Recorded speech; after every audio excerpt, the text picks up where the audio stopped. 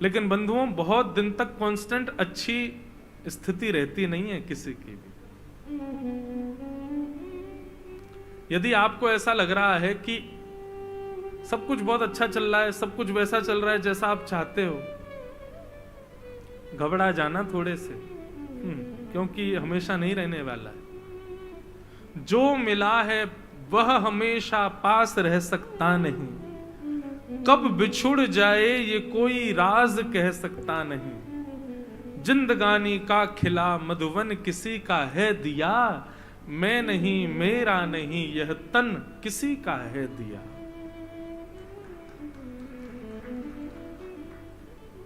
कब बिछुड़ जाए ये कोई राज कह सकता नहीं। इसलिए लगाव ज्यादा मत लगा लेना किसी से भी, किसी वस्तु से नहीं, किसी व्यक्ति से नहीं, अपनी पदवी से नहीं।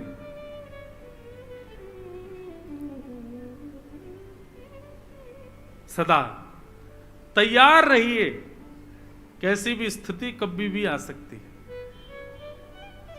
क्योंकि कांस्टेंट कुछ नहीं रह पाएगा आपके पास। निश्चित है चींटी ऊंचाई पर चढ़ रही है तो गिरने के लिए ही चढ़ रही है, गिरेगी एक दिन तो फिसलेगी।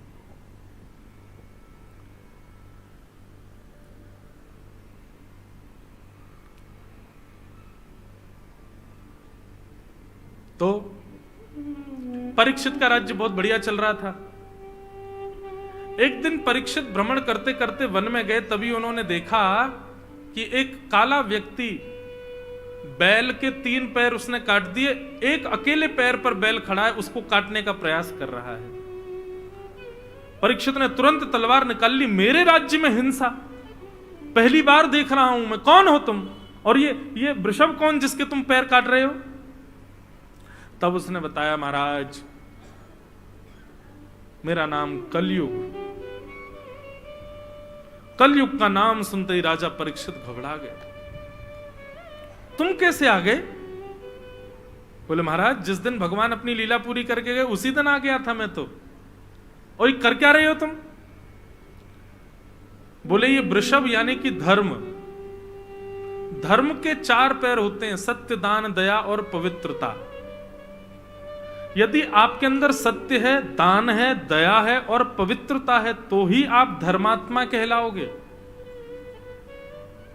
इनमें से एक भी वस्तु यदि आपके भीतर नहीं है तो आप धार्मिक नहीं कहला सकते अपने आप को। धर्म के 4 स्वरूप हैं, कौन कौन से? सत्य, दान, दया और पवित्रता। यदि इन चारों में से एक भी आपके पास है तो आप धार्मिक हो। आप सत्य बोलते हो, आप धार्मिक हो। लेकिन सत्य भी कहां कैसे बोलना चाहिए ये भी विचार की बात है। वो विचारशील होगे तब धार्मिक कहलाओगे। सत्य, दान, अगर आपके अंदर दान की स्थिति है तो भी आप धार्मिक हो। लेकिन दान भी कब, कहां, किसको करना चाहिए ये भी सद्बुद्धि होनी चाहिए। ऐसी किसी को भी नहीं देने दें। शास्त्र आज्ञा करते हैं कुपात्र दानाच्च भवेत् दरिद्रम। एक कुपात्र को दान देने से आप दरिद्र हो जाओगे। इसलिए दान भी सोच समझ के करना चाहिए। तो सत्यवान हो तो धार्मिक हो, दानवान हो तो धार्मिक हो।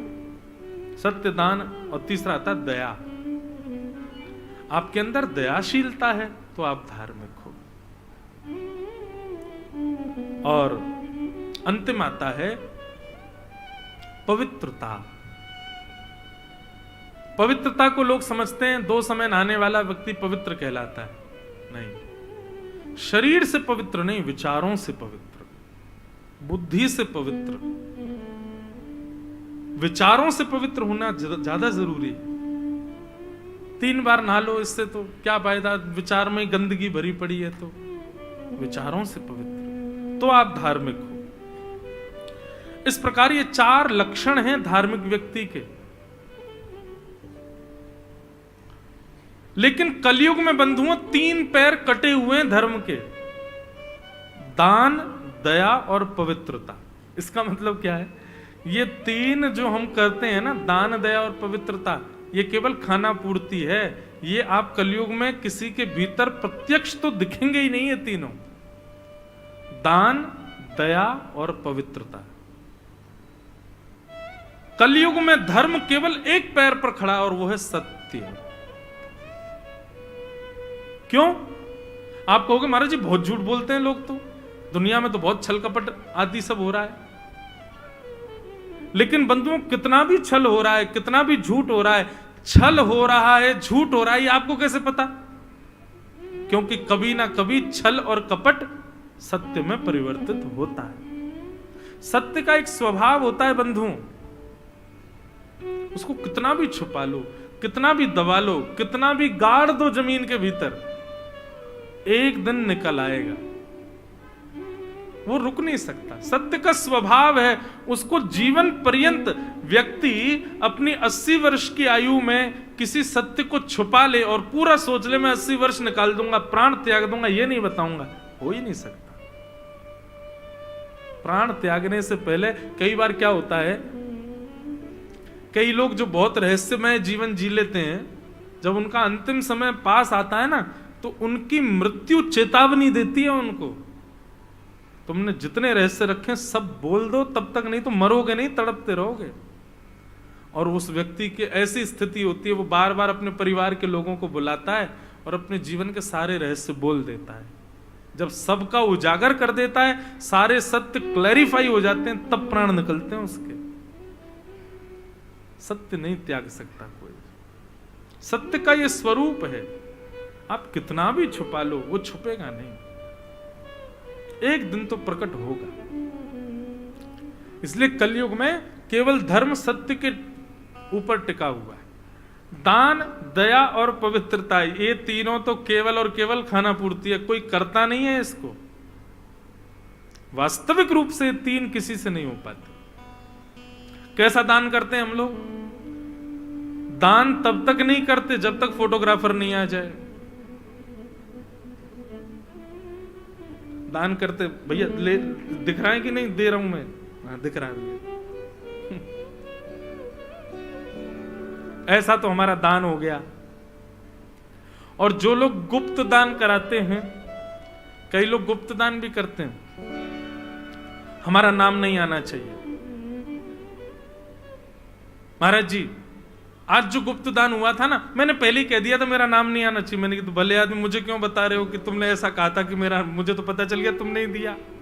वो सबसे यही बता देता है। मैंने तो स्पष्ट मना बोल दिया था, मंच से मेरा नाम नहीं बोलना। अरे क्या बताना, हम तो देते रहते हैं, ऐसे बताने की क्या जरूरत है, नाम क्यों बुलवाएं? ऐसे लोग बड़े चतुर होते हैं, वो छल से अपना नाम सबको बता देते हैं, मैं नहीं किया है। ये हमारी दान की स्थिति हो गई है। सत्य, दान और दया, दया भी केवल आडंबर मात्र है बंधु, हमारे भीतर दया नहीं है। और कलयुग जैसे जैसे आगे बढ़ रहा है ना बंधु, तैसे तैसे दया नष्ट होती जा रही है हम लोगों के भीतर। दया, दया का मतलब ये नहीं होता कि कोई बेचारा अयोग्य है आप उस पर रहम कर रहे हो, कोई बेचारा गरीब है, कोई बेचारा अयोग्य है तो आप उस पर, आप उसको जाके कुछ दे रहे हो, इसको आप दया का रूप नहीं मान सकते। दया किसको कहते हैं? कोई कितना भी बड़ा अपराध कर दो और आप उसको क्षमा कर दो, इसको कहते हैं दया। क्षमाशीलता जिसके अंदर है, क्षमा का दान करना जो व्यक्ति जानता है, उसको दयावान कहते हैं। बंधुओं बहुत कठिन होता है ये, व्यक्ति क्षमाशील नहीं बन पाता अपने जीवन में। कोई यदि उसके मान, सम्मान, अभिमान, स्वाभिमान के ऊपर बात आ जाए, व्यक्ति क्षमा नहीं कर पाता। क्षमाशील होना ये दयावंत का लक्षण है। तो ये तीन तो केवल भैया दिखावा मात्र है हम लोगों के अंदर। दान, दया और पवित्रता, ये तीनों तो केवल हम लोग करते हैं, बस खाना पूर्ति। बाकी कलयुग में ये तीनों काटे जा चुके हैं, ये है ही नहीं। थोड़े बहुत भी हैं तो बस सत्संग के प्रभाव से लोगों के अंदर आ गए हैं, नहीं तो परिपूर्ण रूप से किसी के अंदर ये तीनों नहीं है। सत्य है, सत्य है। तो सत्य के ऊपर टिका हुआ है धर्म कलयुग में। पर कलयुग धीरे धीरे सत्य को भी काट रहा है, और जैसे जैसे युग आगे बढ़ रहा है सत्य भी खत्म होता जा रहा है, सत्य भी समाप्त होता जा रहा है, हमको असत्य ही सत्य लगने लग रहा है।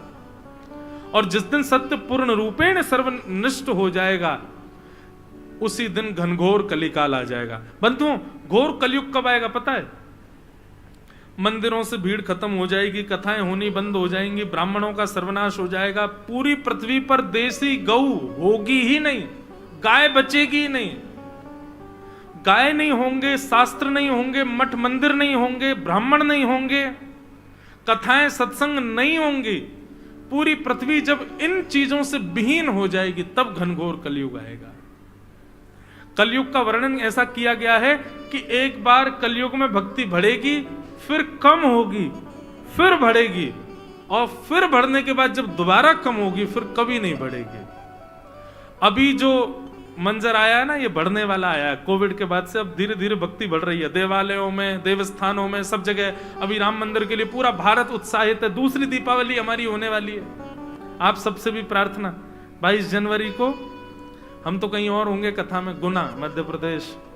आप लोग बढ़िया सुंदर आनंद करना, और देखो वो पटाखे नहीं फोड़ना, सुंदर दिए जलाना। जैसे दीपावली पर घर सजाते हैं, साफ करते हैं, सुंदर पवित्र करते हैं, वैसे अपने अपने घरों पर सब दिए जलाना, सब सुंदर सफाई करना, सुंदर बढ़िया दान करना, मंगल बंधन बार अपने अपने घरों के बाहर बांधना, सुंदर मंगल गीत गाइएगा घर में, और सुंदर रघुनाथ जी की छवि या बालकृष्ण प्रभु हो तो उन्हीं को राघव जी मान करके उनका सुंदर भोग लगाना, सुंदर उत्साह के साथ में उत्सव मनाना 22 तारीख को।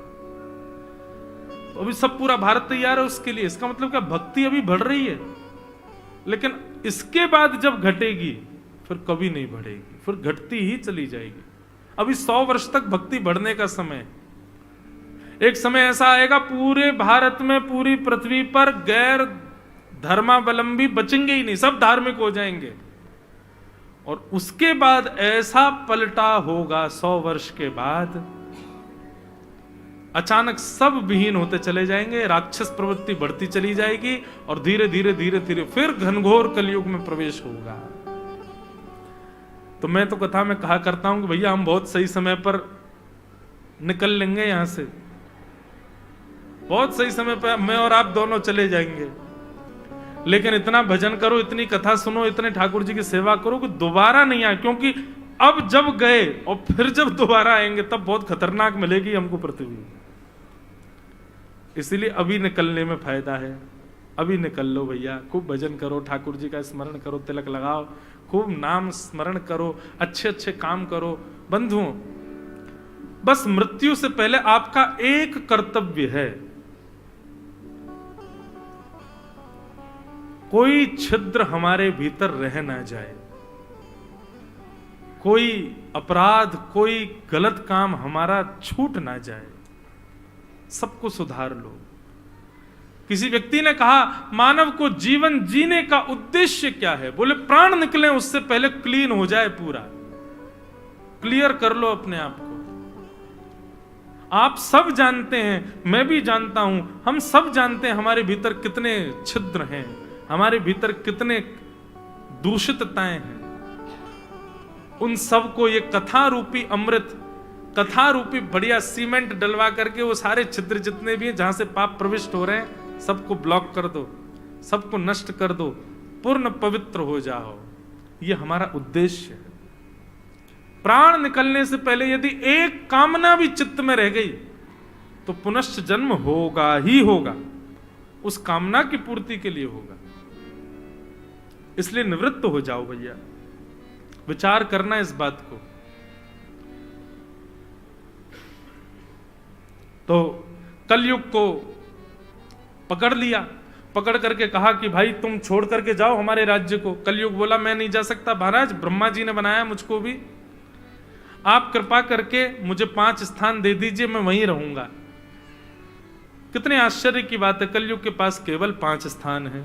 द्यूतम पानम स्त्रियः सूना यत्रा धर्मश्चतुर्विदः पुनश्च याचमानाय जात रूप मदात प्रभो। सबसे पहला कलयुग का निवास है जुआ। आप लोग सब लोग बहुत ध्यान से सुनिए, ये 5 स्थान इनसे बचने का प्रयास कीजिए। सबसे पहला जुआ। जुआ का मतलब खेल में खेले जाने वाला जुआ नहीं है, वह भी है, उसके अलावा भी बहुत कुछ जुआ होता है। किसको कहते हैं जुआ? अपनी लक्ष्मी को, आप अपने धन को जहां कहीं भी दांव पर लगाते हो, वो सब जुआ कहलाता है।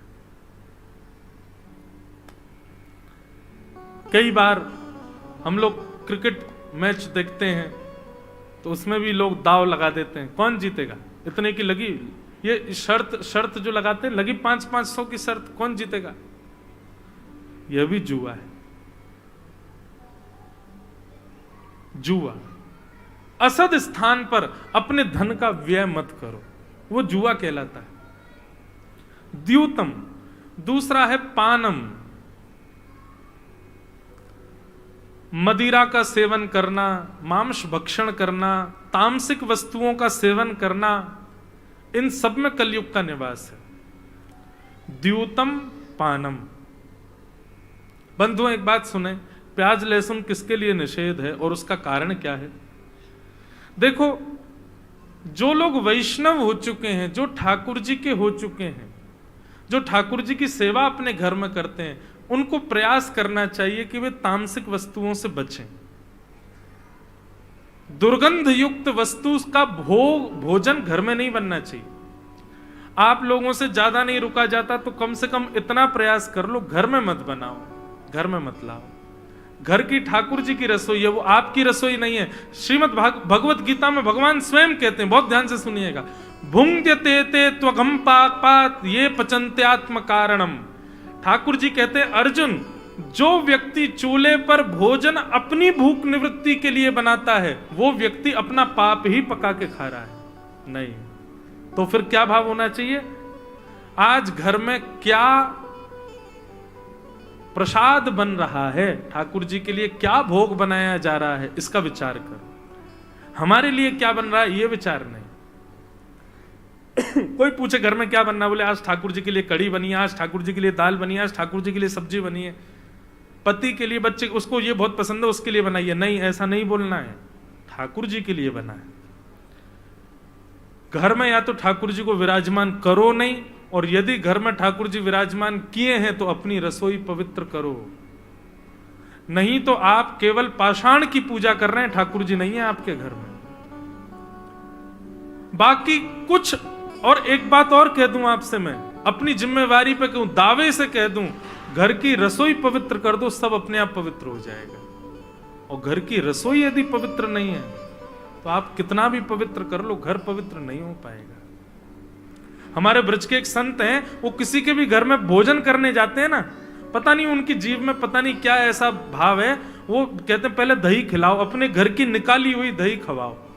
वो दही चख करके पता कर लेते हैं कि इसके घर में तामसी वस्तु तो नहीं आती, खट्टी है। अब खटास तो कई बार हमारे घर में भी होती है, लेकिन उनका पता नहीं एक अलग ही तरीका है। मैंने उनका अनुभव किया, वो जहां भी जाते हैं घरों में कहेंगे, अच्छा तुमने भोजन पादी में, सब बाद में, पहले अपने घर की थोड़ी दही चखाओ। वो दही चखते हैं, फिर बताते हैं पाऊंगा कि नहीं। यदि दही चख करके उनको कुछ भाव लगा तो पाते हैं। और निश्चित है आप जांच करवा लें, उस घर में कभी प्याज लहसुन आई ही नहीं होगी जिस घर की दही खा करके वो राजी हो जाए। अद्भुतता है। तो भैया, प्याज लहसुन खाने से पाप नहीं लगता।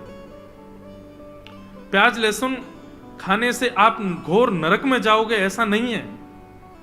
यह स्वाद की वस्तु है। बाहर पालो, कभी कभी चलेगा, एक आध बार छुट्टी है, पर मेरी प्रार्थना तो केवल इतनी, अपने घर के भीतर मत लाओ, रसोई में मत बनाओ। यदि आप वैष्णव हो तो, वैष्णव नहीं हो तो फिर तो कोई बात ही नहीं। वैष्णव कौन? जिसके घर में ठाकुर जी वो वैष्णव है। या तो ठाकुर जी को कहीं और छोड़े आओ, या फिर बताओ यार, मैं कभी कभी कथा में कहता हूं, पत्नी ब्याह करके नए घर में आती है, अपने पति के लिए बदल जाती है। बच्चे, उनकी बहुत इच्छाएं होती हैं, लेकिन माता पिता के लिए अपनी इच्छाएं दबा लेते हैं, बदल जाते हैं, जैसा माता पिता चाहते हैं वैसे बन जाते हैं। पत्नी पति के लिए बदल जाती है, पति पत्नी के लिए बदल जाता है, बच्चे माता पिता के लिए बदल जाते हैं, माता पिता बच्चों के लिए सेक्रीफाइस करते हैं। लेकिन हम लोग अपनी जीव के स्वाद नहीं छोड़ सकते ठाकुर जी के लिए। हम ठाकुर जी के लिए इतने नहीं बदल सकते। तो आपका बाकी सारी क्रियाएं करना व्यर्थ मात्र है। इसलिए कभी जभी की छुट्टी है कोई बात नहीं, चीट डे तो सब जगह होता है, लेकिन भैया हमारी प्रार्थना है घर में यदि ठाकुर जी की सेवा है घर में मत लाओ, अपने रसोई में मत बनाओ, उससे ठाकुर जी को पीड़ा होती है, ठाकुर जी को प्रिय नहीं है, इसलिए नहीं बनाओ। तो हम क्या निवेदन कर रहे थे? हाँ, पानम। तो पहला कलयुग का निवास है द्यूतम यानी कि जुआ, दूसरा कलयुग का निवास है पानम यानी कि भक्ष भक्ष मांस भक्षण करना, मदिरा सेवन करना, तंबाकू खाना, सिगरेट पीना, बीड़ी पीना और ये सारे दूषित पदार्थों का सेवन करना, इन सब में कलयुग का निवास है। द्यूतम पानम। पानम का अर्थ कई लोगों ने कथा में लगाया, बोल महाराज जी पान के लिए मना कर, ठाकुर जी को तो भोग लगता पान का। पान के लिए मना नहीं है, तांबूल तो प्रिय है ठाकुर जी को, मुखवास तो अच्छा लगता है ठाकुर जी को। तंबाकू के लिए मना है, तंबाकू नहीं सेवन करना चाहिए, मदिरा नहीं पीनी चाहिए, मांस भक्षण नहीं करना चाहिए और वैष्णवों को प्याज लहसुन नहीं खानी चाहिए। और इसके पीछे कारण क्या है? हमारे प्रियतम को जो प्रिय नहीं वो हमको प्रिय कैसे हो सकता है? हमें ठाकुर जी को प्रिय नहीं है तो हम क्यों खाएं? इस भाव से। बाकी कोई जघन्य पाप नहीं है बंधु। तो द्यूतम पानम तीसरा आया, पर स्त्री और पर पुरुष संग, इसमें कलयुग का निवास, इसमें कलयुग रहता है, इसलिए भैया इससे बचो। एक पत्नी व्रत धारण करो, एक पति व्रत धारण करो, उसके अतिरिक्त सबके प्रति प्रणम्य भाव से ही सबको देखो, नहीं तो कलयुग नेत्रों से प्रवेश करेगा भीतर। तो द्यूतम पानम स्त्रिय, और चौथा आया सूना। सूना कहते हैं कलेश को, सूना कहते हैं लड़ाई झगड़े को, सूना कहते हैं बेवजह के विवाद को। हमारी स्थिति क्या? उसने मुझसे गलत बोल दिया तो मुझे तब तक चैन नहीं पड़ेगा जब तक मैं उससे दुगना उसको ना बोल दूं। तूने ऐसा ऐसा बोला था ना, रुक जा बेटा, आएगा समय मेरा भी, मैं बोलूंगा। और फिर उसको बता बता तुमने भी तो ऐसा बोला था, ले मैं भी बोलूं। नहीं, मैंने अभी भी कहा ना, क्षमा दान। विवाद में वैष्णव कौन? जिसकी विवाद में कभी रुचि नहीं होती। कोई कितना भी लड़े झगड़े, वैष्णव मौन रहता है, चला जाएगा उठ के, विवाद नहीं करेगा, पलट प्रत्युत्तर नहीं देगा। लड़ो नहीं, झगड़ो नहीं, इसमें ज्यादा रुचि मत रखो। तो द्यूतम पानम स्त्रिय सूना, ये 4 स्थान हो गए। पंचम स्थान प्रदान किया कलयुग को अनीति से कमाया गया धन, बिना मेहनत के कमाया गया धन, उसमें कलयुग का निवास होता है। इसीलिए ब्राह्मणों को दक्षिणा दी जाती है, दक्षिणा उनकी मेहनत का फल है। बंधुओं, ब्राह्मण बहुत मेहनत करता है। कैसी मेहनत करता है? आपके घर में आएंगे, वेदी बनाएंगे, सब सजाएंगे, सारे ग्रह नक्षत्रों को विराजमान करेंगे, फिर मंत्रों का उच्चारण करके देवताओं को बुलाएंगे, सूर्य देव पधारो, नवग्रह पधारो, वरुण देवता पधारो, हनुमान जी पधारो, सब देवताओं को मंत्र बोल करके बुलाएंगे। सब काम ब्राह्मण करता है, मंत्र भी ब्राह्मण बोलता है, पाठ भी ब्राह्मण करता है, सारी व्यवस्था भी ब्राह्मण करता है। आपको केवल हाथ लगा लगा के वस्तु चढ़वा देता है। जब सब किया ब्राह्मण ने तो फल भी ब्राह्मण को ही मिलना चाहिए?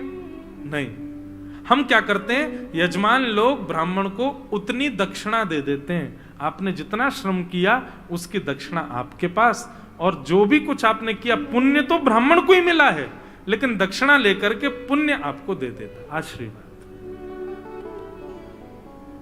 इसलिए ब्राह्मण को दक्षिणा देनी चाहिए। पर फिर भी कई बार ब्राह्मणों को ऐसे ही किसी के घर में गए, पदनामनी दे दी, कुछ ऐसे तिलक करके दे दिया। उसके लिए ब्राह्मणों के लिए एक नियम बनाया गया। क्या? उनको नित्य संध्या करनी पड़ती है।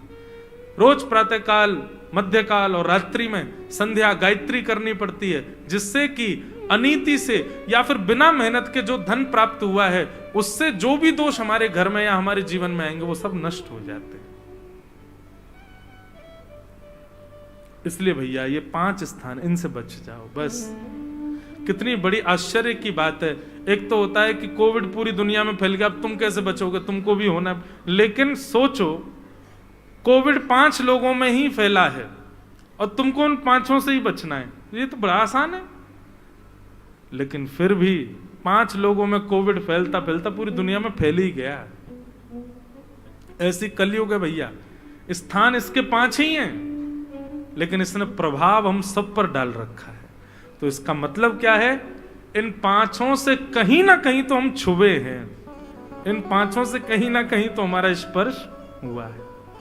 ढूंढो, निकालो, इन 5 में से किसने आपके अंदर कलयुग को प्रविष्ट कराया है। द्यूतम पानम स्त्रिय सूना और जात रूप मदात प्रभो, अनीति का धन, इन 5 में से खोजिए किसने आपके ऊपर कलयुग का प्रभाव डाला है। उसी स्थान को बंद कर दीजिए और जीवन में संकल्प ले लीजिए, इन 5 स्थानों पर नहीं जाएंगे। कलयुग आपका कुछ नहीं बिगाड़ पाएगा। यही प्रोटेक्शन है भैया। और हरि नाम की वैक्सीनेशन लगवाते रहा करो, कथा रूपी वैक्सीनेशन करवाते रहा करो, तो धीरे धीरे क्या होगा, कलयुग का प्रभाव हो भी गया है तो वैक्सीनेशन से उसका प्रभाव धीरे धीरे कम होगा। निश्चित है। आज 3रा दिन है। 3 दिन में आप 3 दिन पहले जैसे थे वैसे अभी नहीं हो। अभी आपके विचार में, आपके भाव में, आपकी बोली में, आपके स्वभाव में, आपकी रात्रि सोने स्वप्न में भी अभी बदलाव होगा। वैक्सीनेशन चल रही है ना, तो समय समय पर हर 6 महीने, 3-4 महीने में कुछ ना कुछ सत्संग के क्रम और नाम जप तो नित्य किया करो, ठाकुर जी की सेवा तो नित्य करो। इस प्रकार 5 स्थान दे दिए कलयुग को राजा परीक्षित ने। राजा परीक्षित ने कहा जाओ ये 5 जगहों पर रहना। परंतु भैया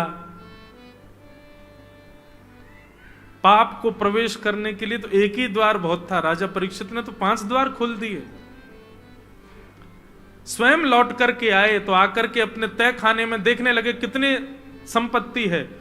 उस संपत्ति का प्रयोग कभी करना नहीं था। पांडव मना करके गए थे कि इस संपत्ति का कभी प्रयोग मत करना परीक्षित। परंतु आज परीक्षित ने सोचा प्रयोग नहीं करूंगा, लेकिन एक बार ये मुकुट बड़ा सुंदर है, इसको पहन के तो देखूं कैसा लगेगा। जैसे ही मुकुट सिर पर धारण किया, अनीति का धन जैसे ही स्पर्श हुआ, कलयुग बुद्धि में प्रविष्ट हो गया।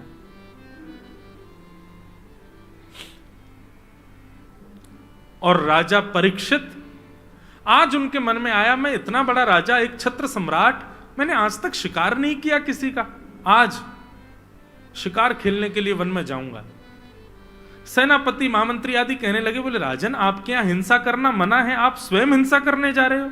राजा परीक्षित बोले तुम मुझको सिखाओगे, मैं एक छत्र सम्राट जो चाहूं कर सकता हूं। यही है कलयुग का प्रभाव। जहां समझाने वाले शत्रु लगने लग जाएं, जहां सही मार्ग दिखाने वालों की चर्चा बुरी लगने लग जाए। ज्यादा ज्ञान मत झाड़ो, ठीक है, हमें मत सिखाओ क्या करना है, इस प्रकार से कह करके सबको शांत कर देना, समझ जाना ये कलयुग का प्रभाव है। माता पिता को मुंह पर जाकर के उन्हीं के प्रत्युत्तर दे देना, ये कलयुग का प्रभाव है।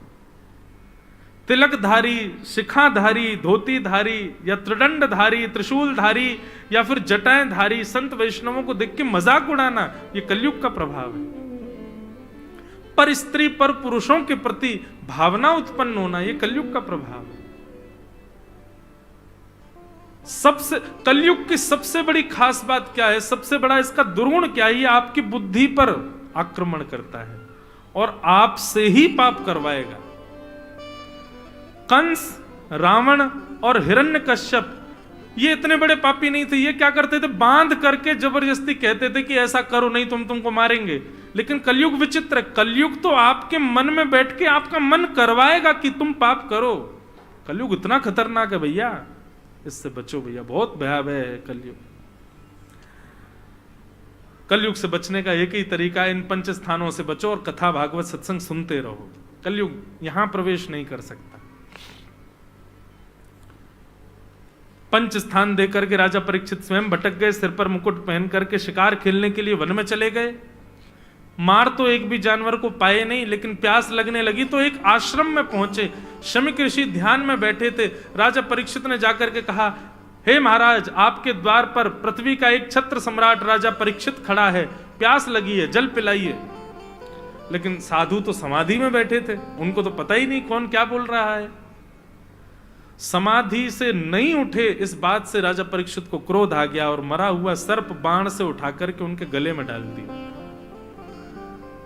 इस दृश्य को कुछ बालकों ने देख लिया और जाकर के शमीक ऋषि के पुत्र श्रृंगी को बता दिया कि तुम्हारे पिता के गले में मरा हुआ सर्प आज राजा परीक्षित ने डाला है। श्रृंगी को क्रोध आया और उसने तुरंत नदी का जल हाथ में लेकर के श्राप दे दिया, आज के ठीक 7वें दिन राजा परीक्षित की मृत्यु हो जाएगी, तक्षक सर्प के डसने से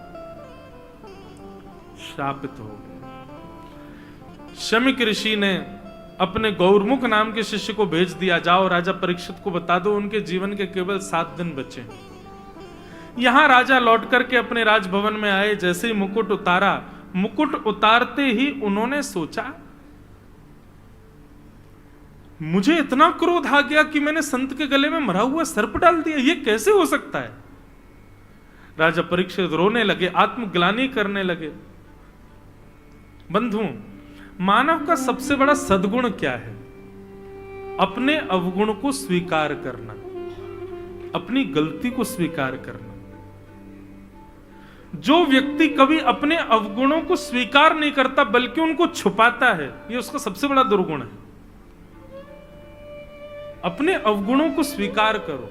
हां, मुझे क्रोध आता है, हां मैं कामी हूं, हां मेरे अंदर लोभ है, हां मुझे उससे ईर्ष्या होती है। आप जिस दिन अपने अवगुणों को स्वीकार करना प्रारंभ करेंगे, निश्चित मानिए वो अवगुण उसी दिन 30% कम हो जाएगा। आप उसको स्वीकार नहीं करते, छुपाते हो, इसीलिए वो बढ़ता रहता है अंदर ही अंदर। भाई, दर्पण देखते हैं, शीशा देखते हैं तो बाल खराब हैं, आंख खराब हो रही है, कान का कुंडल टेढ़ा हो रहा है, जो भी कुछ कमी है शीशा दिखा देता है और आप उसको व्यवस्थित कर देते हो। ठीक वैसे ही नित्य सत्संग रूपी दर्पण में जाकर के अपने अवगुणों को देखो और उनको सुधारो, व्यवस्थित करो।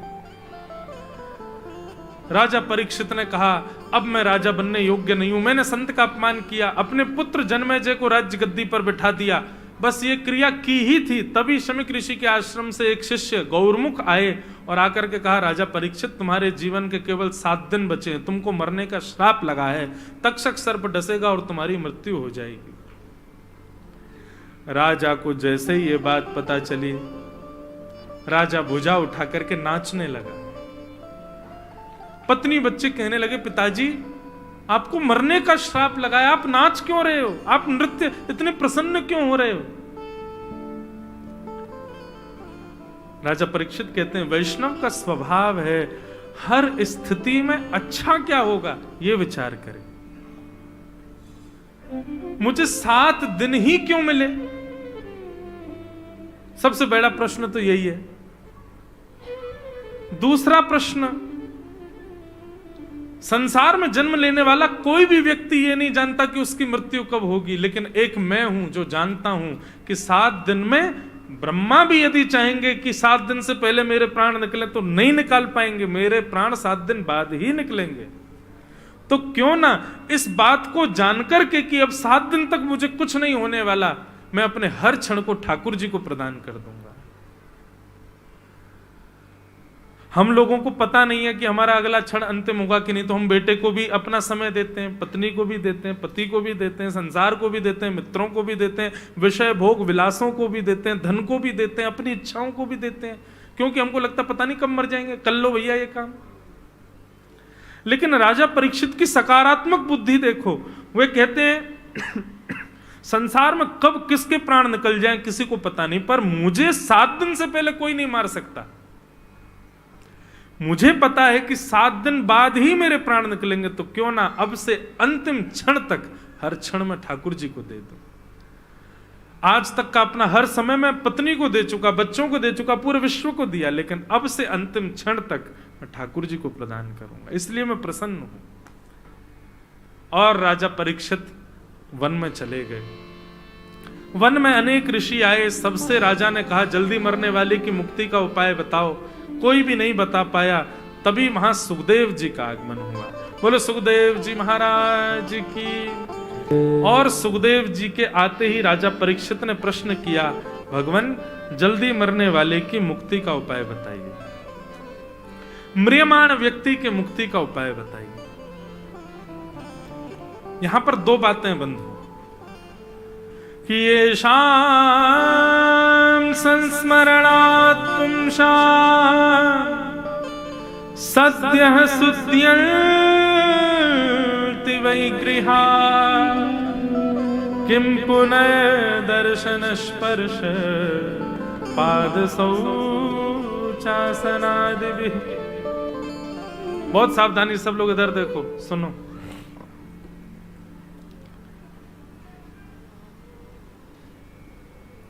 राजा परीक्षित गंगा के तट पर बैठे हैं। कहां बैठे हैं? और गंगा जी की महिमा बताते हुए शास्त्र कहते हैं कि गंगा जी जहां बहती हैं वहां से 100 किलोमीटर दूर के एरिया में भी यदि कोई अपने प्राण त्यागता है तो निश्चित है उसको मुक्ति मिलेगी। इतना गंगा जी का प्रभाव है। गंगा जी के घाट से यदि आपका घर 100 किलोमीटर की दूरी के भीतर आता है तो आप गंगा तट के निवासी ही माने जाओगे, क्योंकि 100 किलोमीटर किसी समय पर वहां तक भी गंगा जी बहती थी। तो आज के समय में गंगा तट से 100 किलोमीटर इधर उधर का एरिया जो है उसमें यदि कोई व्यक्ति प्राण त्याग दे तो निश्चित है उसको मुक्ति मिलेगी ही मिलेगी। परीक्षित जी तो गंगा जी के बिल्कुल बगल में ही बैठे हैं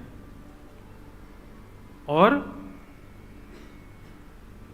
जिन संतों का केवल घर बैठ के स्मरण करने से आप मुक्त हो जाओगे, यदि आप घर पर बैठ के गोस्वामी तुलसीदास जी, श्री हरिवंश महाप्रभु, स्वामी श्री हरदास जी, हरिराम व्यास जी, भाष्यकार रामानुज स्वामी जी महाराज, श्री रामानंदाचार्य जी महाराज, इन संतों का कुछ मत करो, घर बैठ के केवल नाम स्मरण कर लो और इसी मात्र से आपको मुक्ति मिल जाएगी। लेकिन प्रत्यक्ष ये सारे संत आपको दर्शन देने के लिए प्रकट हो जाए तो कितनी बड़ी बात है। अभी हल्ला मच जाए हैदराबाद में गोस्वामी तुलसीदास जी महाराज प्रकट हो गए और सबको दर्शन दे रहे हैं, क्या होगा? अब भी इसी वक्त गाड़ियां में भर भर के सब भाग जाओगे हैदराबाद। क्यों? अरे भाई गोस्वामी तुलसीदास जी प्रकट हो गए। या फिर आ जाए कहीं से खबर बेंगलोर में मीराबाई, भक्तिमती मीराबाई प्रकट होगी, प्रत्यक्ष मीराबाई का पुनर्जन्म हुआ है, मीराबाई प्रकट, सब पहुंच जाओगे वहां पर।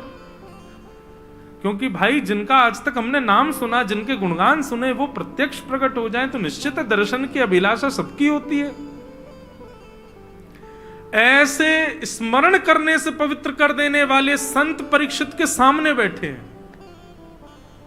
गंगा जी के तट पर बैठा है, संतों के सामने बैठा है।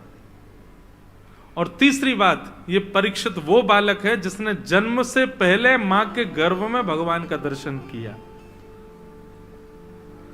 तब भी परीक्षित कहता है कि जल्दी मरने वाले की मुक्ति का उपाय क्या है। इसका मतलब क्या है?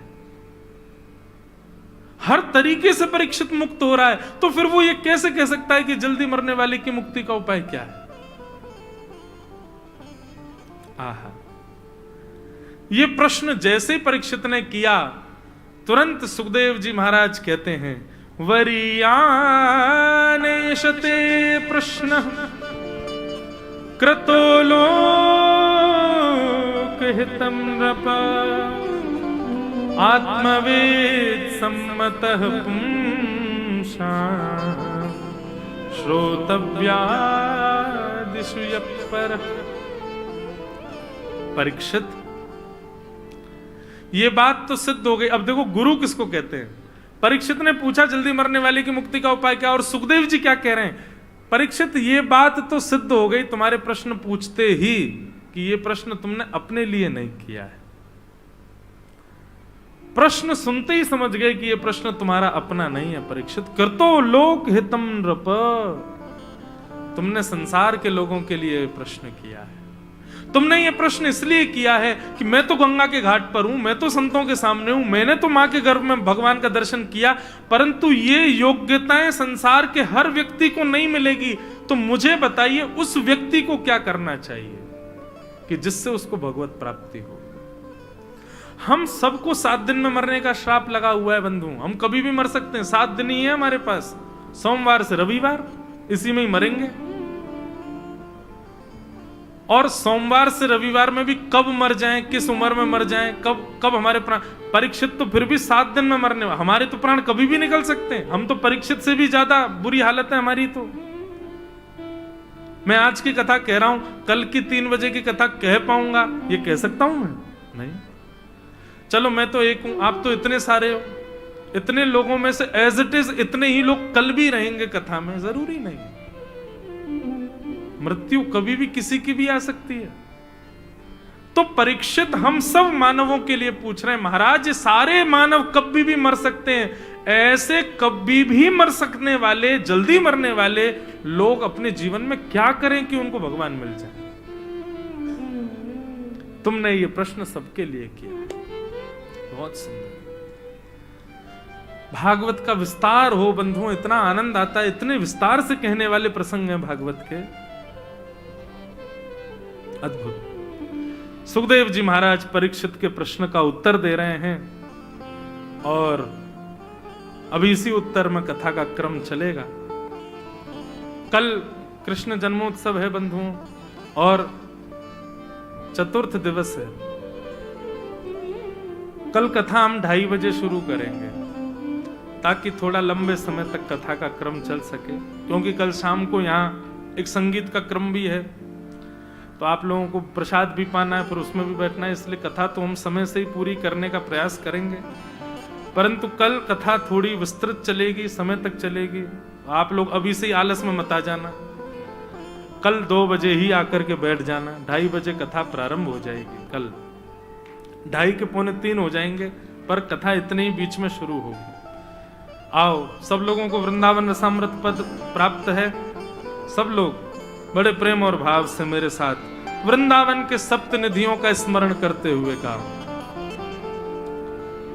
श्यामा हृदय कमल सो प्रगट्यो, श्यामा हृदय कमल सो प्रगट्यो, श्यामा हृदय कमल सो प्रगट्यो, श्यामा हृदय कमल सो प्रगट्यो, और श्याम हृदय को भाई वृंदावन प्यारो वृंदावन, वृंदावन प्यारो वृंदावन, हे वृंदावन मेरो वृंदावन, ओ वृंदावन मेरो वृंदावन, श्यामा हृदय कमल सो प्रगट्यो, श्यामा हृदय कमल सो प्रगट्यो, और श्याम हृदय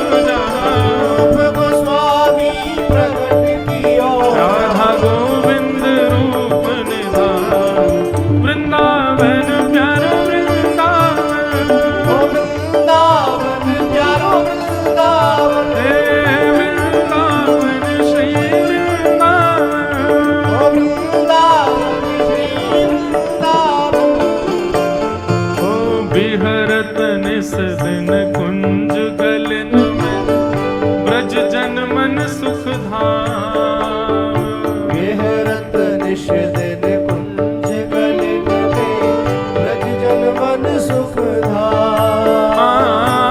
मदन मोहन को रूप निरख के, मदन मोहन को रूप निरख के, मदन मोहन को रूप निरख के, मदन मोहन को रूप निरख के, सनातन बलि बलि जा वृंदावन प्यारो वृंदावन, ओ वृंदावन प्यारो वृंदावन, हे वृंदावन श्री वृंदावन, हे वृंदावन श्री वृंदावन। मदन मोहन को रूप निरख के, मदन मोहन को रूप निरख के, सनातन बलि बलि जा वृंदावन प्यारो वृंदावन, ओ वृंदावन प्यारो वृंदावन, हे वृंदावन मेरो वृंदावन, हे वृंदावन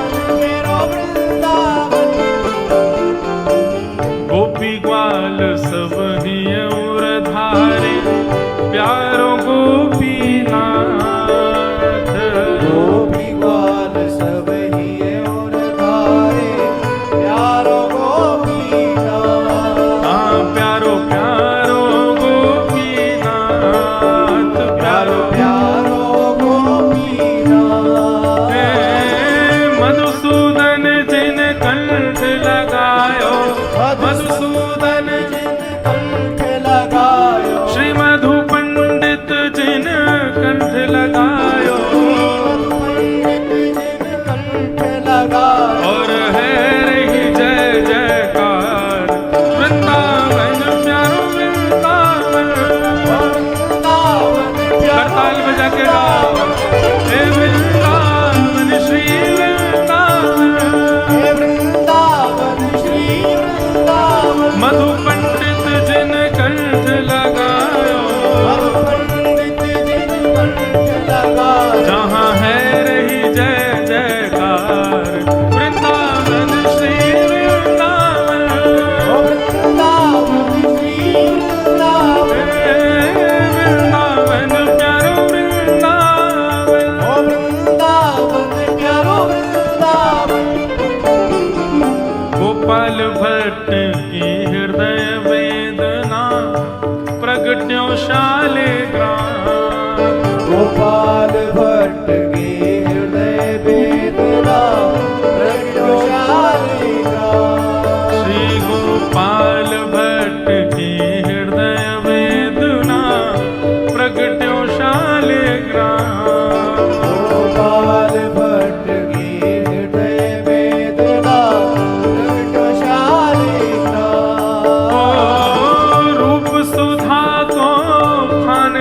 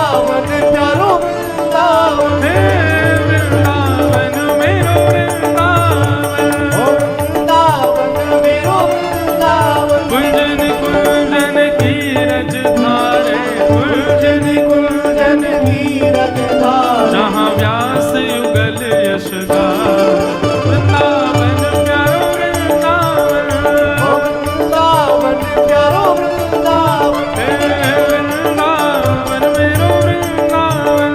ओ वृंदावन मेरो वृंदावन ओ भुवन चतुर्दश की सुंदरता निधिवन करत बिहार।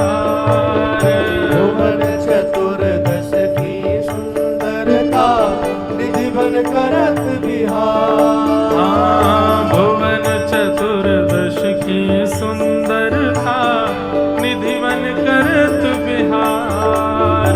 भुवन चतुर्दश की सुंदरता निधिवन करत बिहार ओ श्यामा प्यारी बांके बिहारी, श्यामा प्यारी बांके बिहारी श्यामा प्यारी प्यारो कुंज बिहारी। श्यामा प्यारी प्यारो कुंज बिहारी और जय जय श्री हरिदास। वृंदावन प्यारो वृंदावन, वृंदावन प्यारो वृंदावन हे वृंदावन मेरो वृंदावन। ओ वृंदावन मेरो वृंदावन श्यामा प्यारी प्यारो कुंज बिहारी। श्यामा प्यारी प्यारो कुंज बिहारी और जय जय श्री हरिदास। वृंदावन प्यारो वृंदावन, ओ वृंदावन मेरो वृंदावन वृंदावन मेरो वृंदावन। ओ वृंदावन मेरो वृंदावन जिनकी कृपा से यह रस प्रगट्यो वृंदावन अभिराम। की कृपा से यह रस प्रगटो वृंदावन अभिराम प्यारो वृंदावन अभिराम। ओ प्यारो वृंदावन अभिराम ओ सप्तनिधिन को ही उजियारो, सप्तनिधिन को ही उजियारो हे हम सबको प्राणन ते प्यारो। हम सबको प्राणन ते प्यारो यह आनंद करवावे वारो, यह आनंद करवावे वारो और हम सबको मिलवावे वारो। हम सबको मिलवावे वारो हमारो गिरधर लाल।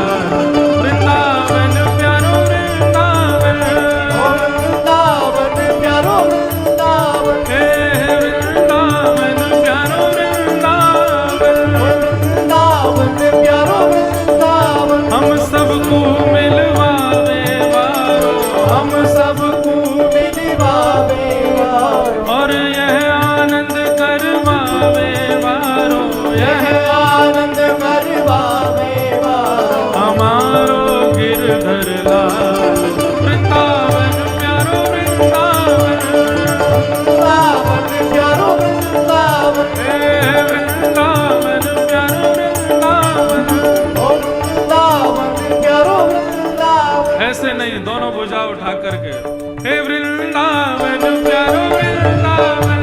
ओ वृंदावन प्यारो वृंदावन वृंदावन प्यारो वृंदावन। ओ वृंदावन प्यारो वृंदावन हे वृंदावन प्यारो वृंदावन। हे वृंदावन प्यारो वृंदावन वृंदावन श्री वृंदावन। हे वृंदावन श्री वृंदावन हे वृंदावन प्यारो वृंदावन। हे वृंदावन प्यारो वृंदावन वृंदावन प्यारो वृंदावन। हे वृंदावन प्यारो वृंदावन जय राधे राधे, जय राधे राधे, जय राधे राधे, जय राधे राधे। विश्वभानु दुलारी, राधे राधे हे कृष्ण प्यारी, राधे राधे भक्तन की प्यारी, राधे राधे हमारी प्यारी, राधे राधे तुम्हारी प्यारी, राधे राधे हे ब्रज की प्यारी, राधे राधे सब ब्रज की प्यारी, राधे राधे हरिवंश दुलारी, राधे राधे हरिदास दुलारी, राधे राधे जय राधे राधे, राधे राधे जय राधे राधे। राधे राधे सब प्रेम से गाओ,